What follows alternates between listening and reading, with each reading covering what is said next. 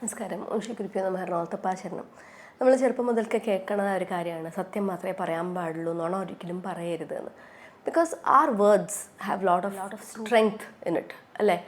അപ്പോൾ നമ്മൾ more and more we speak the truth, നമ്മുടെ വേർഡ്സിൻ്റെ ശക്തി കൂടിക്കൂടി വരും. അപ്പോൾ അതിന് പറ്റിയൊരു കഥയാണ് ഞാനിന്ന് നിങ്ങളായിട്ട് പങ്കുവയ്ക്കാൻ പോണത്. അപ്പോൾ തഞ്ചാവൂർ ഡിസ്ട്രിക്റ്റ്, തമിഴ്നാട്ടിൽ ഒരു അമ്പലമുണ്ട്, തിരുക്കടയൂർ അമൃതകടേശ്വരൻ തിരുക്കോയിൽ. പ്രതിഷ്ഠ വന്നിട്ട് ശിവനും പാർവതിയും തന്നെ. ഭഗവതിയുടെ പേര് അഭിരാമി. ഈ ഭഗവതീനെ പൂജിച്ചിരുന്ന ഒരു ഭക്തൻ. ആൻഡ് ഭക്തൻ എന്ന് പറഞ്ഞാൽ സാധാരണ ഭക്തനല്ല, പിത്തനായി പോയ ഭക്തനാണ്.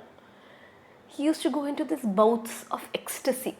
ഭഗവതീനെ എപ്പോഴും ധ്യാനിച്ച് ആ പ്രദേശത്തുള്ള ഏത് സ്ത്രീകളെ കണ്ടാലും ആ സ്ത്രീയിൽ ഭഗവതീനെ കാണാൻ തുടങ്ങിയ ഒരു വലിയൊരു ഭക്തനായിരുന്നു അദ്ദേഹം. ഒരു പ്രാവശ്യം അദ്ദേഹം അമ്പലത്തിലിരുന്ന് ധ്യാനം ചെയ്യുമ്പോൾ ആ പ്രദേശത്തിലത്തെ സെറോഫ്ജി അങ്ങോട്ട് വരുമ്പോൾ എല്ലാവരും എഴുന്നേറ്റ് നിൽക്കണു, പക്ഷേ ഇദ്ദേഹം മാത്രം ധ്യാനത്തിൽ മുഴുകിയിരിക്കുകയാണ്. And he doesn't see the Serfoji coming. And Serfoji gets very offended. ഞാനിവിടെ കയറി വന്നിട്ട് എന്നെ ബഹുമാനിക്കാത്ത ഒരു ആളാണല്ലോ ഇദ്ദേഹം എന്ന് പറയുമ്പോൾ അവിടുത്തെ ആൾക്കാരൊക്കെ പറയും, ഇയാളുടെ വിചാരം ഇയാൾ വലിയ ഭക്തനാണെന്നൊക്കെയാ, പക്ഷേ ശരിക്കും പറഞ്ഞാൽ ഇയാൾ ഭ്രാന്തനാ എന്നൊക്കെ പറയുമ്പോൾ സെറാഫ്ജി തീരുമാനിക്കും, എന്നാൽ പിന്നെ ഇവനെ ഒന്ന് നമുക്ക് ടെസ്റ്റ് ചെയ്ത് നോക്കാം, വലിയ ഭക്തനാണെന്നല്ലേ വിചാരം. ഈ സെറാഫ്ജി ഈ ഭക്തൻ്റെ അടുത്ത് ചോദിക്കും, ഇന്ന് എന്ത് ദിവസമാണ് എന്ന് ചോദിക്കും. അപ്പോൾ സെറാഫ്ജിക്ക് നല്ലോണം അറിയാം അന്ന് കർത്തവാവാണ് എന്ന്. ചോദിക്കുമ്പോൾ ഈ ഭക്തൻ്റെ മനസ്സിൽ ആകെക്കൂടിയുള്ളത് ഭഗവതിയുടെ പൂർണ്ണേന്ദു മുഖിയായ ഭഗവതിയുടെ രൂപം മാത്രമാണ്. അപ്പോൾ പറയും, ഇന്ന് പൗർണമിയാണ് എന്ന് പറയും.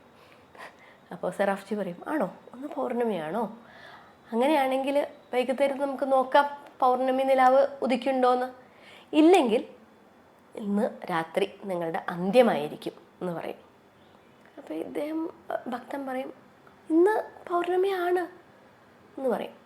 ശരി, എന്തായാലും ഞങ്ങൾക്ക് ഉറപ്പുണ്ട് ഇന്ന് കർത്തവാവാണ്, അത് കാരണം കൊണ്ട് ഞങ്ങളവിടെ നിങ്ങളെ തൂക്കി കൊല്ലാനുള്ള സംവിധാനങ്ങൾ ഒരുക്കുന്നുണ്ട്, നിങ്ങൾ അങ്ങോട്ട് വന്നോളൂ, പൗർണമി നിലാവ് ഉദിച്ചില്ലെങ്കിൽ നിങ്ങളുടെ അന്ത്യം ഇന്നാണ് എന്ന് പറയും.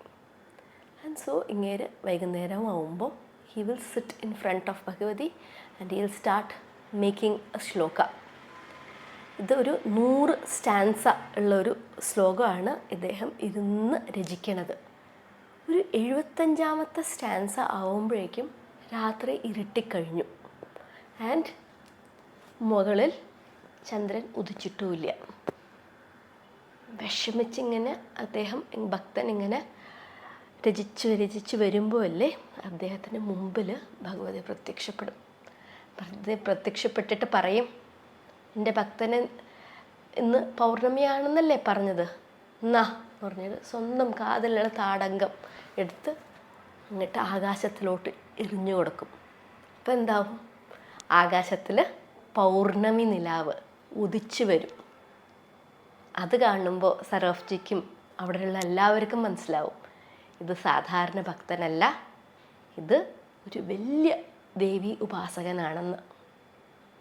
അദ്ദേഹത്തിൻ്റെ പേര് അന്ന് മുതൽക്ക് അഭിരാമി ഭട്ടർ എന്നാവും.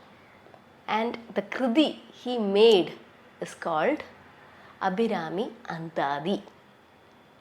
അപ്പോൾ from this story you can realise the power of words. സത്യം മാത്രം പറഞ്ഞുകൊണ്ടേയിരുന്നാൽ നമ്മൾ പറയണ എല്ലാ വാക്കിനും സത്യമാവാനുള്ള നിബന്ധന വരും എന്നതിൻ്റെ ഉത്തമ ഉദാഹരണമാണ് ഈ കഥ. I hope you all enjoyed this story and I hope you will all be more careful with your words. Shri ഗുരുഭ്യോ നമഃ. എറണാകുളത്തപ്പാശരണം.